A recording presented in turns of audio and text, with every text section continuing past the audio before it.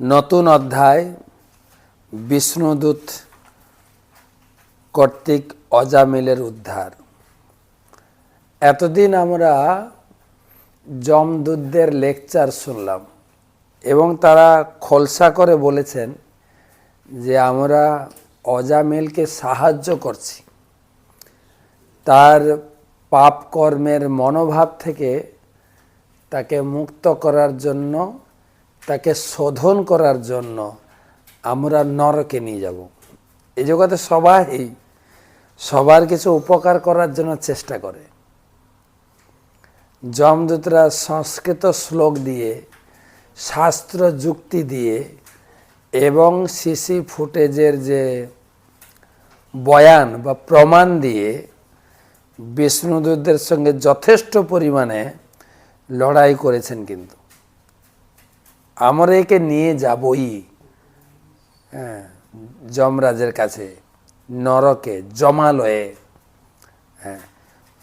মানে কিরকম যুক্তি তর্ক, এমনি তো কথা বলছে না, সব কিছু লজিক, শাস্ত্রীয় যুক্তি, সিসিটিভির প্রমাণ এবং যমরাজের যে আইন, যে আইনের আয়ত্তায় অজামিল কিন্তু নরকে যাবেই, কেউ কোনো প্রকার রক্ষা করতে পারবে না। এবং এগুলো আমরা শিল প্রভুপাদের তাৎপর্যের মাধ্যমে যথেষ্ট পরিমাণে আমরা বোঝার চেষ্টা করেছি। অর্থাৎ আমরা আশা করি একটু সাবধান হয়েছি, কি করা উচিত, কি করা উচিত নয়। যমদূতদের কাছে শুনে আমরা কিছুটা হয়তো ধরতে পেরেছি এবং সেই সমস্ত কার্য থেকে নিজেকে গুটিয়ে আনতে চেষ্টা করছি। এখন বিষ্ণুদূতরা কি বলে? তারা যে অজামিলকে জমালেও নিয়ে যাওয়ার জন্য বাধা দিচ্ছেন, তাদের পক্ষের কি যুক্তি? নাকি তারা একদম কোনো খালি হাতে চলে এসেছেন, তাদের কাছেও কোনো স্টে অর্ডার আছে কিনা, তাদের কাছে কোনো যুক্তি, তাদের কাছে কোনো প্রমাণ আছে কিনা? এরা হচ্ছে বিষ্ণুদূত। যমদূতের যারা এসেছিলেন তারা তাদের যে কাজ একদম পাক্কা করে বুঝিয়েছেন যে আমরা কোনো অন্যায় করি না, এমনি কাউকে ধরে নিয়ে যাই না, যা কিছু আমাদের হাতে অর্ডার রয়েছে সেটা আমরা অনুসরণ বা ফলো করছি। এখন বিষ্ণুদূতদের কাছে বিষ্ণুর কি অর্ডার আছে? দেখেন, আপনি যার হয়ে কাজ করতে যাচ্ছেন, আপনার হাতে অবশ্যই আইন থাকতে হবে, আপনার হাতে প্রমাণ থাকতে হবে, আপনাকে যুক্তি দিয়ে বোঝাতে হবে। তো বিষ্ণুদূতদের লেকচার একটু শুনি এই অধ্যায়ে, তারপরে একটু সমাধান বা আমরা বুঝে নিতে পারবো যে যমদূতদের কথা শুনে মোটামুটি একটু আঁচ হয়ে গেছে আমাদের করণীয় কি। বিষ্ণুদূতদের লেকচার শুনব। শ্লোক নাম্বার 1 পড়ার আগে গুরুদেবের চরণে প্রণাম জানিয়ে তার অহেতুকী কৃপা আশীর্বাদ প্রার্থনা করি। নমো বিষ্ণুপাদায় কৃষ্ণ প্রেষ্ঠায় ভূতলে শ্রীমতে জয়পতাকা স্বামী নীতি নামিনে নম আচার্য পাদায় নিতাই কৃপা প্রদায়িনে গৌরকথা ধামদায় নগর গ্রাম তারিণে। ষষ্ঠ স্কন্ধ দ্বিতীয় অধ্যায়ের প্রথম শ্লোক। শ্রী বেদরায়ণে রুবাচ এবং তে ভগবদ্দূতা যমদূতাভিভাষিতম উপধার্যাথ তান রাজন প্রত্যাহুনয় কোবিদাহ এবং তে ভগবদ্দূতা যম দূতাভিভাষিতম উপধার্যাথ তান রাজন প্রত্যাহুনয় কোবিদাহ।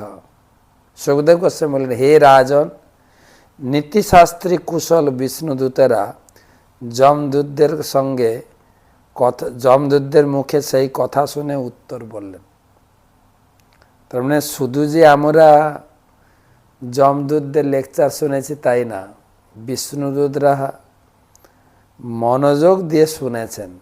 এবং যখন ডিবেট হয় না, আমরা কখনো কখনো অনুষ্ঠান সূচিতে ডিবেট বিতর্ক সভা রাখি,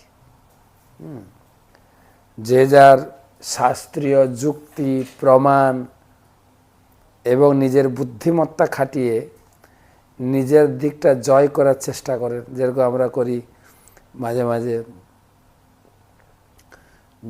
যেরকম ভক্তিবিনোদ ঠাকুর করেছেন, ব্রাহ্মণ বড় না বৈষ্ণব বড়, ব্রাহ্মণ বৈষ্ণব সভা, যেখানে ভক্তিবিনোদ ঠাকুর তিনি আমন্ত্রিত হয়েছিলেন, তিনি যাননি, তার সুযোগ্য পুত্র বিমলা প্রসাদকে পাঠিয়েছিলেন।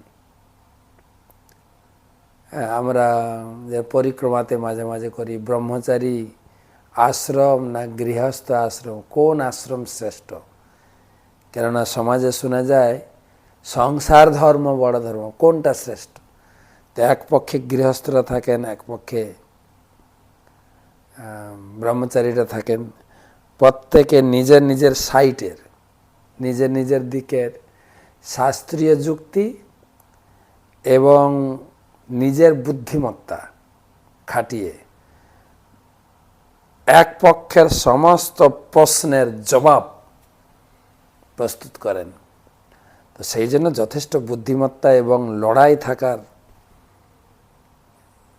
যুক্তি থাকতে হবে। এবং শাস্ত্রীয়, এখানে শাস্ত্রীয় লড়াই কাকে নিয়ে? অজামিল।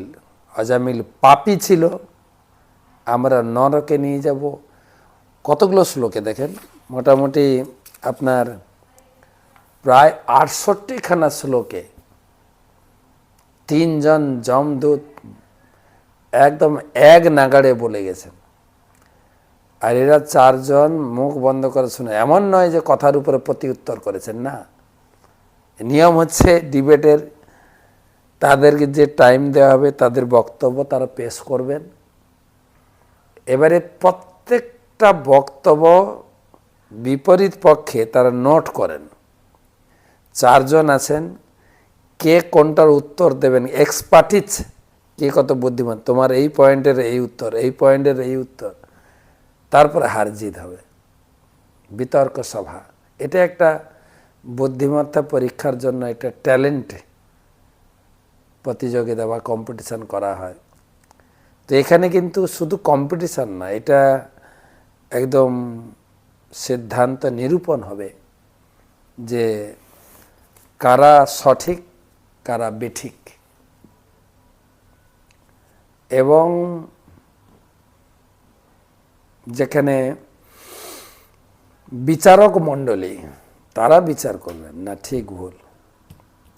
তো এখানে উপধার্যাথ, উপধার্যাথ মানে খুব অ্যাটেন্টিভলি শুনেছেন বিষ্ণুদূতরা, তাদের যে প্রত্যেকটি শাস্ত্রীয় কথা। উপাধার্যাথ তান রাজন প্রত্যাহু কবিদহ। নয় কবিদ মানে, কবিদ মানে যেরকম যমদূতরা কম শাস্ত্রজ্ঞ ছিলেন না, বিষ্ণুদূতরাও শাস্ত্রজ্ঞ। তারা কি বললেন এখানে আলোচনা। শ্রী বিষ্ণুদূতা উচুহু अहो कष्टम धर्म दृशा अधर्म अहो कष्ट धर्म दिशम अधर्म स्पृश्यते सभाम जत्रा दंडेश पापेषु दंडो जैर्ध्रियते बिथा। विष्णुदूत बोलছেন अहो कष्टम धर्म दृशम अधर्म पृश्यते सभाम। যত্রা দণ্ডেষু পাপেষু দণ্ডধয় জৈর্ধীয়তে বৃথা। বিষ্ণুদূতরা বলেন, আহা কি কষ্ট, যেখানে ধর্মের পালন হওয়া উচিত সেই সভায় অধর্ম প্রবেশ করেছে। যারা ধর্মের পালক তারা অনর্থক একজন নিষ্পাপ ব্যক্তিকে দণ্ড দিচ্ছে। বিতর্ক সভা কিনা দেখেন, তারা যমদূতেরা তারা অজামিলকে পাপী বলে সাব্যস্ত করেছেন বিভিন্ন যুক্তি তর্ক দিয়ে। শাস্ত্রীয় প্রমাণ, সিসি ফুটেজ প্রমাণ। কি যারা বিতর্ক ভাবছে না কি অন্যায়, একজন নিষ্পাপ ব্যক্তিকে নরকে নিয়ে যাওয়া আছে, তার মানে এতক্ষণ যে যমদূত লেকচার দিলেন বেকার, তার যুক্তি দিয়ে বোঝাবেন। প্রথমে তো যে তোমরা এতক্ষণ যা লেকচার দিলে শাস্ত্রীয় বিচার, শিশু ফুটেজ, মনে হচ্ছে বিরাট ধার্মিক তোমরা। শাস্ত্রীয় বিচার ঠিক আছে, তোমাদের কথাবার্তা যে সমস্ত শাস্ত্রীয় কথা প্রমাণ স্বরূপ উল্লেখ করে ওগুলো ঠিক আছে, সব ঠিক আছে, কিন্তু এই নিষ্পাপ। এবারে এরা যুক্তি দিয়ে বোঝাবে অজামিল পাপী আর নিষ্পাপ। বলে যমরাজ একজন মহাজন, দোষ চাপাচ্ছে কিন্তু এদের বসের উপরে, এদের উপরে না। তোমরা তো বিরাট লেকচার দিলে শাস্ত্রের কথা, শিশু ফুটেজের প্রমাণের কথা, কিন্তু এই নিষ্পাপ। আমাদের কাছে যুক্তি আছে, আমরা যুক্তি দিয়ে খাড়া করব। এই হচ্ছে বিতর্ক। এরা প্রমাণ করেছে পাপী, এবারে বিষ্ণুদূতরা প্রমাণ করবে না হয়তো পাপ করেছে, বুঝলাম, কিন্তু এখন শরীরে পাপ নেই। যে মুহূর্তে তোমরা ধরতে যাচ্ছ এই মুহূর্তে তো তারপর আগে পাপ করেছে। সে ছোটবেলায় নারায়ণের ভক্ত ছিল, তারপরে একটা ব্যবসার প্রতি আসক্ত হয়ে বিয়ে করে সমস্ত সদাচার সদ্গুণাবলী খুইয়ে দিয়েছেন, এগুলো সব ঠিক আছে। শিশু ফুটেজের প্রমাণ মানি, তোমাদের শিশু ফুটেজে যা রেকর্ডিং আছে এগুলো সব কারেক্ট, এবং যা যা ইনি করেছেন তোমরা যেটা উল্লেখ করেছে এটাও ঠিক। ব্যবসার সঙ্গ প্রভাবে ব্যবসার হাতে রান্না খেয়ে এদের সমস্ত সৎ গুণাবলী হারিয়ে ফেলেছে, একে নরকে নিয়ে গিয়ে শুধরাবো, কিন্তু এরা প্রমাণ করছে না। শিশু ফুটে ছোটবেলায় বাবাকে পূজায় সাহায্য করত, তারপরে যা যা বলেছ, যে ব্যবসাকে খুশি করতে গিয়ে অন্যায়ভাবে পয়সা উপার্জন করে ব্যবসার মনোরঞ্জন করেছে, এগুলো ঠিক আছে। কিন্তু কথা হচ্ছে এখন যে মুহূর্তে তুমি ধরেছ এই মুহূর্তে তার পাপ নেই, সে সম্পূর্ণ পাপ থেকে মুক্ত হয়ে গেছে। এটা তোমরা জানো না, তোমরা তো সে পুরানো ভিডিওর কথা বলছো, আগে কি করেছে এ করেছে, ওগুলো বললে তো হবে না। বর্তমান বিচার করো, বর্তমান। এরা তো অবাক হয়ে গেছে, কি বলে এরা, এটা আবার কেমন কথা, সব পাপ থেকে মুক্ত হয়ে গেছে। তো মোটামুটি যমরাজের ঘরে যারা যারা হচ্ছে ধার্মিক, যাদের কর্তব্য থেকে তারা দূরে সরে যাচ্ছে, যে একটা নিষ্পাপ প্রাণীকে, নিষ্পাপ মানুষকে তারা জমালয়ে নিয়ে যাচ্ছে, এর কি কোনো বিচার নাই? সারা দুনিয়া কি বিচার উঠে গেল নাকি? এই জগতে এসব কিছু হয়। অন্যায় ব্যক্তিকে ধরছে না, তাকে ছেড়ে দিয়ে চোরকে ছড়ো, সাতকে বাঁধো। চাণক্য পণ্ডিত বলছে কলিযুগে উল্টা হবে, যে আসল নিরীহ মানুষগুলো ধরা খাবে, আসল চোর স্কিপ হয়ে যাবে। আসল চোর সেই কলিযুগের লক্ষণ বর্ণনা করতে গিয়ে আমাদের যুধিষ্ঠির মহারাজ আর ভীমের প্রসঙ্গ আছে না, মনে পড়ে গুলো একটু বলে দিই। যুধিষ্ঠির মহারাজ সিংহাসনে বসে আছেন, আর গেট কিপার ছিলেন ভীমজি। একজন লোক দৌড়ে দৌড়ে এসছে, ভীম ভীম ভীম, আমার একটা প্রশ্ন আছে, তুমি প্রশ্নের উত্তর দাও। বলছে, বলো কি প্রশ্ন? আমি রাস্তায় আস্তে আস্তে দেখলাম বেড়া ক্ষেতের ফসল খাচ্ছে। মানে মানে বুঝলে না? বেড়ার কাজ হচ্ছে ক্ষেতের ফসলকে সুরক্ষা দেওয়া, আর ক্ষেতের ফসল খাচ্ছে, মানে রক্ষকই ভক্ষক। ভীম বলেন, ভাই এবার প্যাঁচের প্রশ্ন, আমি ওসব বুঝি না, কোথায় যুদ্ধ টুদ্ধ হলে আমাকে ডাকলে আমি যুদ্ধ করবো, ওইসব প্রশ্ন উত্তর। ভিতরে যুধিষ্ঠির মহারাজ হচ্ছে, ওখানে যান, উনি উত্তর দেবেন। দ্বিতীয় ব্যক্তি আবার এসে হাজির, ভীম ভীম ভীম, আমারও একটা প্রশ্ন আছে। কি প্রশ্ন? বলছে, আমি রাস্তায় আস্তে আস্তে দেখলাম একটা লোক 5 গ্লাস জল ঘোড়াতে ঢাকলো, ঘোড়া ভরে গেল, ঘোড়া থেকে যখন আবার 5টা গ্লাসে ঢালা হলো, ভরছে না, 5 গ্লাস ভরছে না, শর্ট পড়ে গেল। বলছে, টেকনিক্যাল কোশ্চেন, তুমি ভিতরে যাও। তৃতীয় ব্যক্তি এসে বলছে, আমার একটা প্রশ্ন। বলে, কি প্রশ্ন? একটা লোক সূচের পিছনের ফুটো দিয়ে একটা হাতি ঢুকালো, হাতিটা বেরিয়ে গেল, লেজটা আটকে গেছে। हाथी गुजर गए लेकिन पूछ अटक गई। আচ্ছা, ভিতরে যুধিষ্ঠির মহারাজ বিদ্যান ব্যক্তি, ওনার কাছে যাও, উনি উত্তর দেবে, আমি এটা উত্তর দিতে পারবো না। চতুর্থ ব্যক্তি বলে, কি বলবো ভীম ভাইয়া, একটা লোককে দেখলাম একটা পাহাড়ের উপরে উঠলো, পাতলা সুতো দিয়ে পাহাড়ের ডগাটাকে বাঁধলো, নিচে নেমে পাতলা সুতো দিয়ে পুরো পাহাড়টাকে টেনে নিয়ে চলে গেল। বলি, বাপরে বাপ, এই সমস্ত প্রশ্নের উত্তর আমার কাছে নেই, আমি জানি না এসব টেকনিক্যাল জিনিস। ভিতরে যান। যুধিষ্ঠির মহারাজ, তিনি ধর্মজ্ঞ, শাস্ত্রজ্ঞ, তিনি উত্তর দেবেন। তো ভিতরে গেছেন 4 জন ব্যক্তি। ভীমের ইচ্ছা হলো ভিতরে গিয়ে একটু শুনি তো এগুলো কি উত্তর।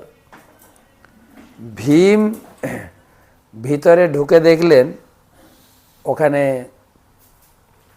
কেউ নেই, যুধিষ্ঠির মহারাজ একাই বসে আছে। ভীম বলছেন, আচ্ছা আমি যে 4 জন লোককে পাঠালাম, 4টা প্রশ্ন নিয়ে এসেছিল, তারা কোথায় গেল? বলে, কেউ তো আসেনি, তো কেউ আসেনি। বলছে, মানে 4 জন লোককে পাঠালাম, ভিতরে কেউ আসে? বলছে, না। বলো তো কি প্রশ্ন? প্রশ্নগুলো আপনাদের মনে আছে নিশ্চয়ই। তখন যদি এই প্রশ্ন শুনে ভীম যখন 4টে প্রশ্ন বললেন, যুধিষ্ঠির মহারাজ সিংহাসন থেকে চমকে উঠলেন, চিৎকার করতে শুরু করলেন, কলি কলি কলি কলি কলি। ভীম বললেন, মানেটা কি? বলছে, মানে হচ্ছে এই যে প্রথম প্রশ্ন কি ছিল মনে আছে? প্রথম প্রশ্ন, বেড়া ক্ষেতের ফসল খাচ্ছে। বলছে, এটা হচ্ছে কলিযুগের লক্ষণ। রক্ষকই হবে ভক্ষক।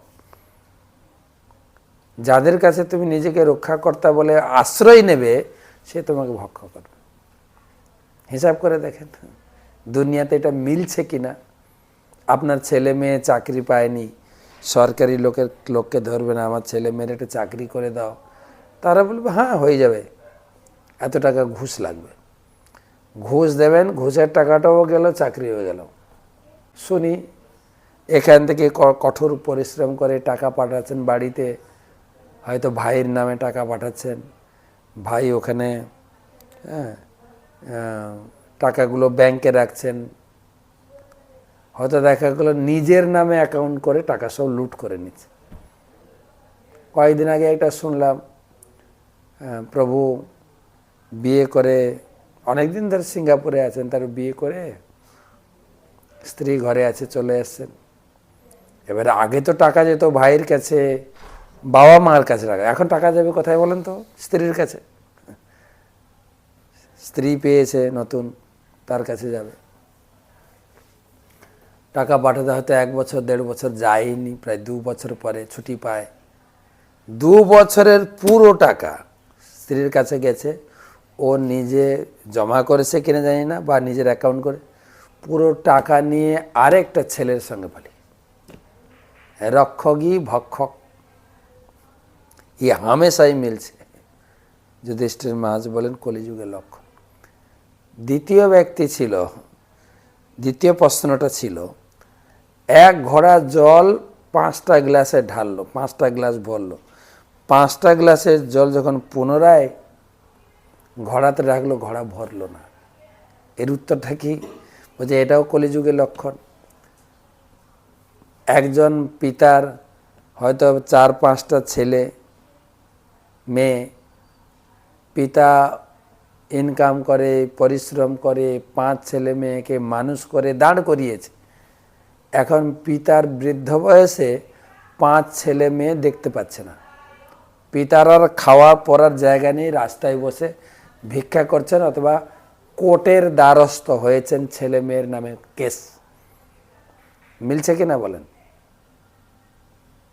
ঘর থেকে নতুন ছেলে বিয়ে করে ছেলে বৌমা মিলে পিতা মাতাকে ঘর থেকে বের করে দিই, কত কেস। তৃতীয় প্রশ্ন ছিল, একটা ছুঁচের পিছনে ফুটো দিয়ে এক ব্যক্তি হাতি ঢুকিয়ে দিল, হাতিটা বেরিয়ে গেল, লেজ আটকেছে। এটা আবার কি রকম প্রশ্ন? বলছে হ্যাঁ, এটাও কলিযুগের লক্ষণ। বড় বড় চোর ধরা খাবে না, ঘুরে বেড়াচ্ছে রাস্তায়, কারণ পার্টির লোক তো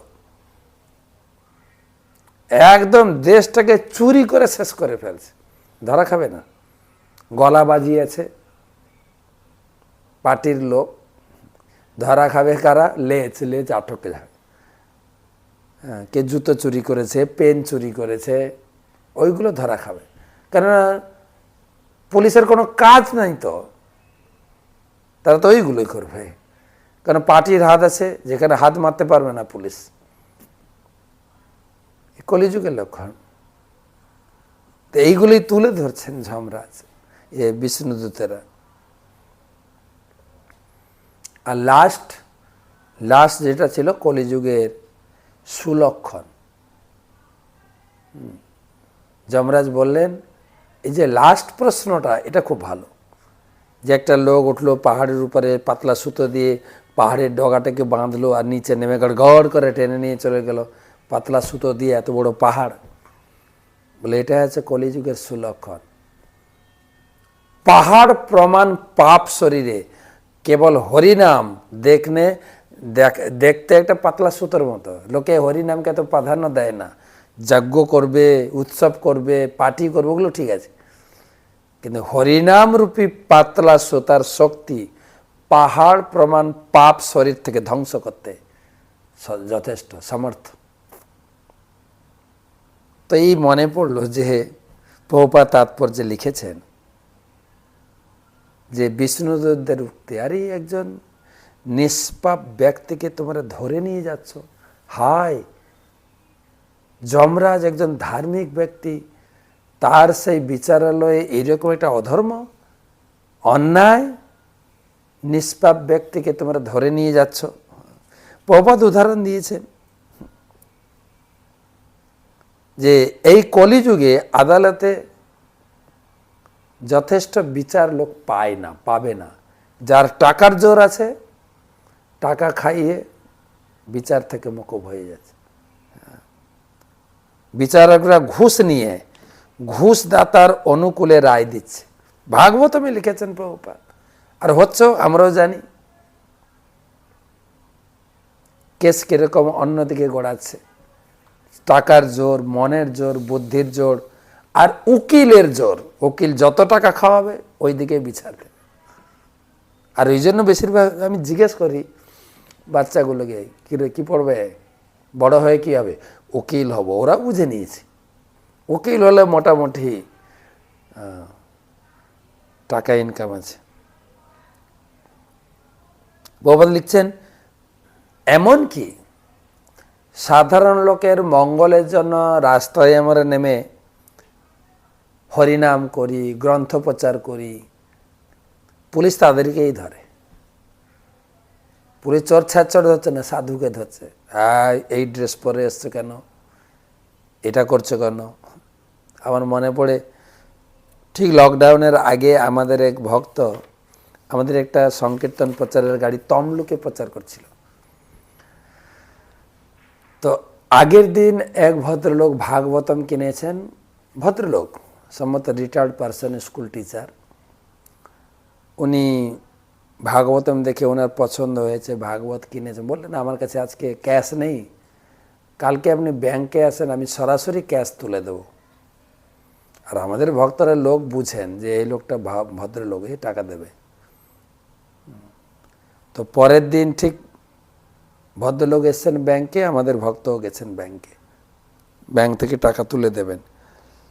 হঠাৎ ব্যাংক ডাকাতি হয়ে গেল।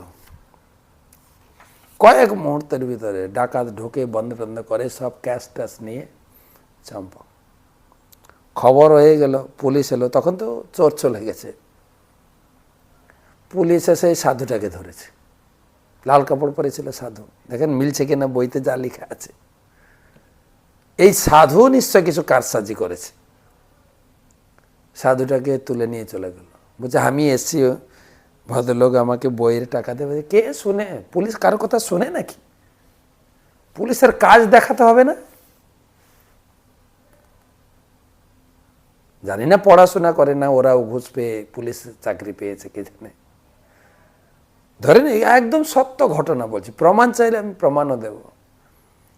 জেলে তুলে নিয়ে গেল, ওখান থেকে ফোন করে আমাদের মায়াপুরে জানানো হলো। মায়াপুর অথরিটি তখন মায়াপুরে নবদ্বীপে যে পুলিশ আছে তার সাহায্য চাইলো। কেন একজন অন্যায় ব্যক্তিকে পুলিশ ধরে নিয়ে গেছে?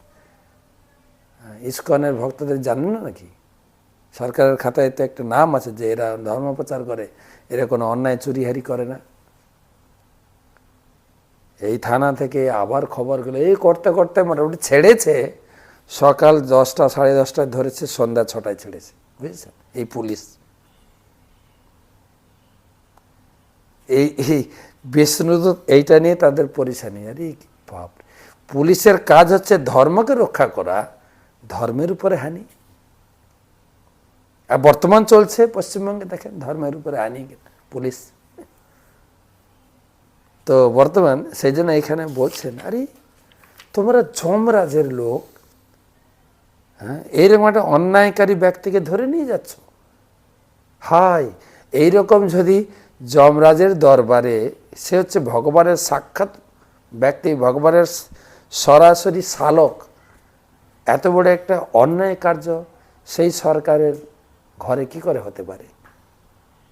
প্রজানাম পিতর যে চ শাস্তার সাধব সমা যদি সত্যেষু বৈষম্যম কম জানতি শরণম প্রজা।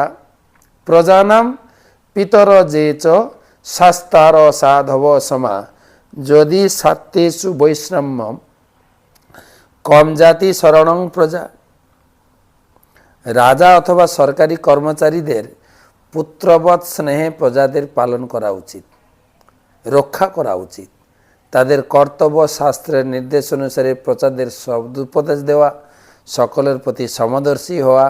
যমরাজ তা করেন কারণ তিনি হচ্ছেন সর্বোচ্চ ধর্মাধীশ, এবং যারা তার পদাঙ্ক অনুসরণ করেন তারাও তাই করেন। কিন্তু তারা যদি ভ্রষ্ট হয়ে যান, একজন নিরীহ নির্দোষ ব্যক্তিকে দণ্ডিত করে পক্ষপাত প্রদর্শন করেন, তাহলে প্রতিপালন সুরক্ষার জন্য প্রজারা কোথায় যাবে? বিষ্ণুরুদ্র আশ্চর্য হয়ে গেছে। প্রজানাম পিতর যে চ শাস্ত্র সাধব। সরকারের উচিত জনসাধারণকে সাহায্য করা, জনসাধারণকে পুত্রবৎ স্নেহে পালন করা, রক্ষা করা, তাদের সহযোগিতা করা।